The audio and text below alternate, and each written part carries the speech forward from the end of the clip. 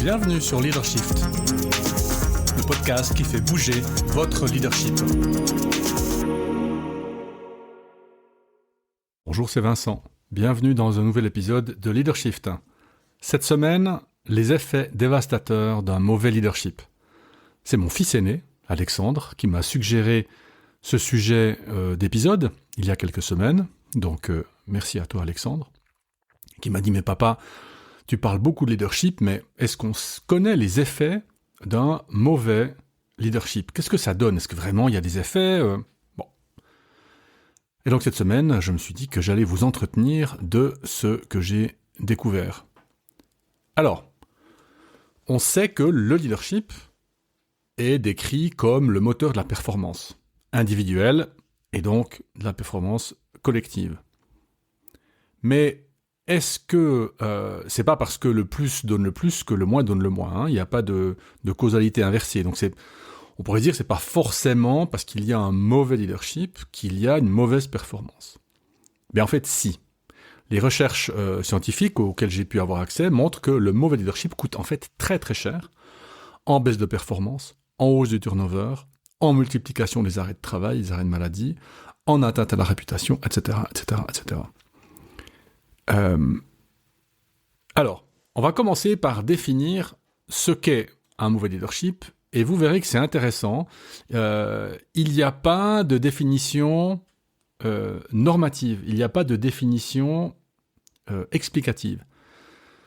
La seule définition à laquelle on arrive, c'est une définition par les effets. Alors, le mauvais leadership, ça prend plusieurs formes. Les chercheurs parlent de deux concepts peut-être légèrement différent. Le premier, c'est le leadership destructeur, en particulier Einarsson et al. En 2007, ou de supervision abusive, Tepper en 2000. Alors, si on regarde quels sont les comportements qui sont résumés par ces deux termes, leadership destructeur et supervision abusive, que nous, on traduira ou on résumera par par mauvais leadership, ces comportements, c'est humiliation, critique constante, micromanagement excessif, incohérence entre paroles et actes, favoritisme et ou désintérêt complet pour l'équipe.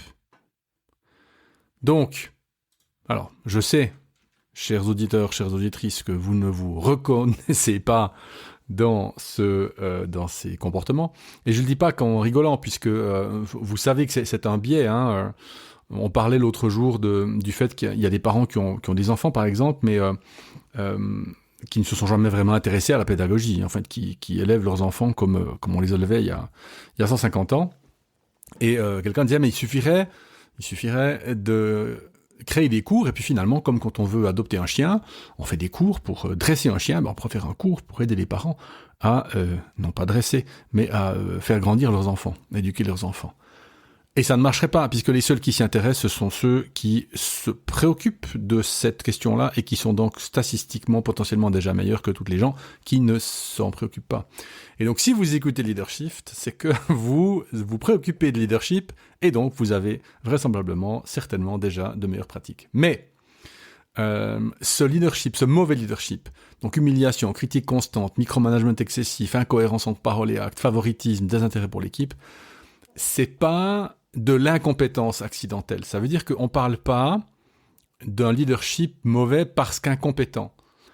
C'est plutôt, dans le cas, la définition du mauvais leadership, c'est un comportement persistant, répété, qui crée ces climats de peur, d'insécurité et de méfiance. Donc, il ne s'agit pas simplement... Vous voyez, j'ai tendance à dire, je l'ai peut-être déjà dit sur Leadership, mais qu'il y a beaucoup plus de gens ignorants que de gens méchants. Et je le crois vraiment. Je crois qu'il y a beaucoup d'ignorance. Il y a beaucoup d'ignorance des conséquences que nos comportements peuvent avoir. Et donc, je pense que une partie de la raison pour laquelle je fais ce métier, c'est pour essayer de faire comprendre aux gens aussi les conséquences qu'ils ont et du coup, négatives ou positives, mais surtout des conséquences positives qu'ils peuvent avoir avec des comportements légèrement adaptés. Donc, ce mauvais leadership se reconnaît par ses effets, et c'est quelque chose qui est volontaire et qui n'est pas simplement quelqu'un qui ne sait pas accidentellement ou de manière à court terme. Alors, quels sont les mécanismes psychologiques qui sous-tendent finalement ce mauvais leadership. Alors, il y a des mécanismes qui sont précis. Une méta-analyse en 2017 établit un lien direct entre style de leadership toxique, autre mot pour le mauvais leadership, et augmentation du stress, du burn-out et des troubles psychosomatiques. Donc, ce qu'on appelle les troubles psychosociaux, TPS. Donc, il y a un lien clair entre un mauvais leadership et un mécanisme de stress qui s'active, et donc, potentiellement, au bout, un mécanisme de burn-out. Deuxième mécanisme activé, la perte de motivation. Les collaborateurs soumis à un mauvais leadership réduisent ce qu'on appelle les efforts discrétionnaires. Ça, c'est très intéressant. Parce que, vous voyez, on parle de motivation. On dit, bon, il est motivé, il n'est pas motivé, ou elle n'est pas motivée. Certes. Mais l'effort discrétionnaire, c'est justement ce que je vais faire en plus. Discrétionnaire, ça veut dire que c'est quelque chose dont je décide pleinement. C'est-à-dire que si je ne le fais pas, je fais quand même mon job.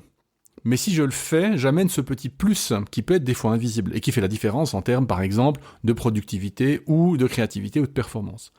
Donc, un mauvais management, un mauvais leadership va faire baisser la productivité, pas parce que les gens ne feront plus leur job, mais parce qu'ils ne feront plus le petit effort supplémentaire. On va aussi observer, troisième mécanisme, un retrait organisationnel. Hausse de l'absentéisme, hausse du turnover volontaire, voire comportement de sabotage même. Et donc là, il y a un lien clair entre cette supervision abusive, ce mauvais leadership, et ce retrait psychologique et physique du travail. Ce sont des gens qui vont au boulot, mais qui finalement ne donneront pas plus que ce qu'ils doivent juste donner pour conserver leur travail. Et enfin, quatrième mécanisme, le climat de peur. Ça veut dire que quand ce mauvais leadership, qui va évidemment faire primer la sanction sur l'encouragement par exemple, les salariés cachent les erreurs le plus longtemps possible, empêchent l'innovation en refusant tout changement, et simplement cessent de prendre des risques, même de petits risques. Et ce climat de peur est un mécanisme dont vous voyez bien qu'il détruit l'innovation, l'amélioration continue, etc. Et donc, évidemment, le problème, c'est que vous êtes manager, on va dire accidentellement mauvais manager, mauvais leader. On a dit que c'était pas la définition, et que vous constatez ces burn-out, cette perte de motivation, ce retrait organisationnel, ces climats de peur, eh bien, si vous êtes un mauvais leader, vous allez renforcer votre autorité, vous allez renforcer le contrôle, vous allez les suivre, vous allez les contrôler, les fliquer. Et donc, ça va encore accentuer le malaise individuel et collectif. Donc c'est pour ça que quand on mesure l'effet, ce malaise collectif, c'est parce qu'il y a un mauvais leadership qui est un leadership mauvais persistant. Donc ce que montrent les recherches scientifiques clairement, trois en particulier, donc Shins et Schilling en 2013, le mauvais leadership est corrélé à la baisse de satisfaction au travail, à l'intention de quitter l'entreprise et à la diminution des performances. Donc là, il y a une corrélation scientifiquement démontrée. Tepper et al. En 2009, la supervision abusive a un effet significatif sur la performance négative via le stress et l'absentéisme. Et ensuite, Krasikova et al. En 2013, le leadership destructeur ne se limite pas aux individus, il a des conséquences systémiques sur la culture organisationnelle, et donc ça renforce la méfiance et la désorganisation, en particulier vis-à-vis de la direction. Donc, les données scientifiques convergent et sont claires.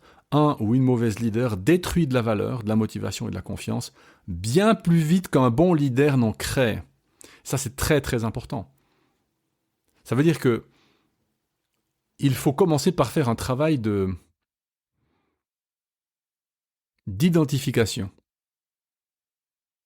Quels sont les leaders qui, de manière systématique, fréquente, de manière fiable, on pourrait presque dire, détruisent de la valeur. Si vous avez 2 burn-out dans la même équipe, on peut se poser la question, de dire, ok, 2 personnes différentes, il y a quelque chose qui ne doit pas jouer dans cette équipe. Alors, il y a une petite notion qu'on va juste voir après, mais donc, un mauvais leader détruit de la valeur plus vite qu'un bon leader n'en crée.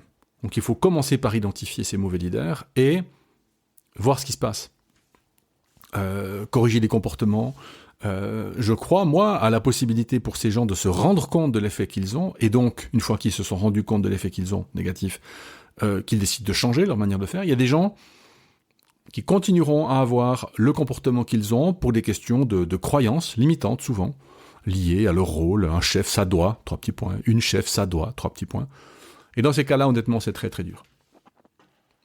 On peut passer par le coaching, ça peut fonctionner, ça a fonctionné, mais ça demandera de l'effort et du coup des fonds. Alors, limites et nuances, parce qu'évidemment, vous me voyez venir, tout n'est pas noir ou blanc. Quelles sont ces nuances ? Le contexte joue un rôle important, comme toujours. Dans certains environnements, un style autoritaire peut temporairement être perçu comme efficace. On pense aux environnements militaires, aux environnements de crise. Temporairement être perçu comme efficace. Donc oui, quelqu'un doit décider qui est dans la task force, quelle est la mission de la task force, qu'est-ce qu'on y fait, quand est-ce qu'on se rencontre. Et puis quelqu'un peut-être qui tape un peu du poing sur la table. Bon. Une fois que c'est fait, la partie autoritaire du style doit diminuer. Il faut revenir à un style entre guillemets plus moderne. Il y a une question de contexte culturel également. La perception diffère. J'ai eu la chance d'animer un premier bloc de formation avec le département fédéral des affaires étrangères en Suisse. Et on a beaucoup parlé d'interculturalité parce que montrer de la vulnérabilité n'est pas perçu de la même manière en Suisse qu'au Bénin ou au Népal. Et donc, ce qui est vécu comme destructeur dans une culture peut être vu de manière différente, voire de manière normale ailleurs. Donc attention à la surgénéralisation.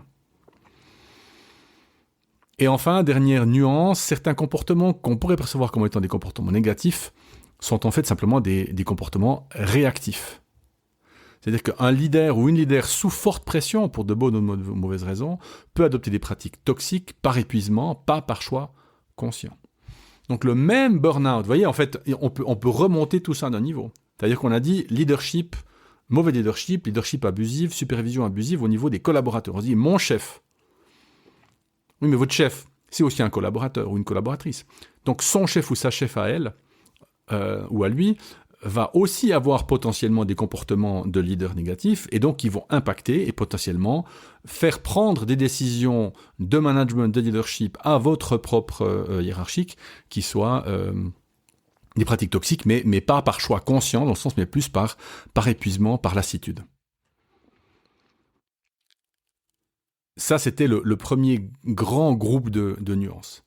Le deuxième grand groupe, et ça, vous devez dire, mais Vincent, tu nous dis toujours et le contexte et l'entreprise. Et effectivement, vous avez 100% raison. Se focaliser uniquement sur le ou la leader peut occulter les responsabilités structurelles et organisationnelles. Mauvaise gouvernance, objectifs pas ou mal définis, culture d'entreprise délétère ou malsaine peuvent clairement favoriser ces dérives. On le sait, on a suffisamment d'expérience de psychologie sociale pour savoir que le contexte est super important. C'est une des raisons pour lesquelles j'essaye d'insister, quand je vais des gens qui m'écoutent, chez des gens qui m'écoutent, pour leur dire, mais avant de faire de la formation, identifiez votre culture d'entreprise, identifiez votre culture managériale. Je ne peux pas, moi, ça ne sert à rien que j'aille faire une demi-journée de sensibilisation au feedback dans une entreprise dans laquelle les gens ont peur de parler à leur hiérarchie. Ça ne sert absolument à rien parce que ce sera simplement pas fait. Donc oui, vous avez raison, limite de ces considérations sur le mauvais leadership, une partie vient probablement contextuellement de l'organisation. On finit cet épisode avec 5 questions pour vous, auditeurs et auditrices. Question 1. Ai-je déjà observé un mauvais leadership dans mon environnement professionnel ? Quels en étaient les effets concrets ? Qu'est-ce que j'observe ? Quels sont les signaux faibles ? Baisse de créativité, silence en réunion, qui révèlent la présence d'un leadership toxique dans mon organisation. Où est-ce que je vois ça ? Troisième question. À mon avis, quelle part de responsabilité incombe au leader ou à la leader elle-même et quelle part à la culture de l'entreprise ou bien au système qui est mis en place ? Quatrième question. Qu'est-ce qui existe comme garde-fou dans mon organisation pour éviter ces dérives ? On peut penser au feedback à 360 degrés, peut-être médiateur externe ou dispositif de personnes de confiance, des canaux de remontée d'informations anonymes, etc., etc. Et enfin, si je suis moi-même en position de leadership, y compris si je suis moi-même en position de leadership haut dans la hiérarchie, comment est-ce que je peux vérifier que mes pratiques ne basculent pas vers des comportements destructeurs et ou toxiques. Donc, en conclusion, un mauvais leadership, c'est pas juste une simple question de style, comme il y a du leadership transformationnel, du leadership autoritaire, etc. C'est un facteur de risque majeur pour la performance et le bien-être de l'entreprise ou de l'organisation. Ces effets sont mesurés, documentés et malheureusement largement négatifs. Alors la bonne nouvelle, on a des outils pour le détecter, le corriger et construire une culture de leadership qui va, je dirais, de manière plus constructive, un leadership plus sain. Donc la vraie question que nous devons nous poser, c'est pas est-ce qu'on a des mauvais leaders, parce que la réponse est évidemment oui, mais la question c'est qu'est-ce qu'on a mis en place pour que leurs effets ne deviennent pas systémiques, ou qu'est-ce qu'on peut mettre en place pour que leurs effets ne deviennent pas systémiques. Voilà, c'est la fin de cet épisode, j'espère qu'il vous a plu, à la semaine prochaine. Ciao.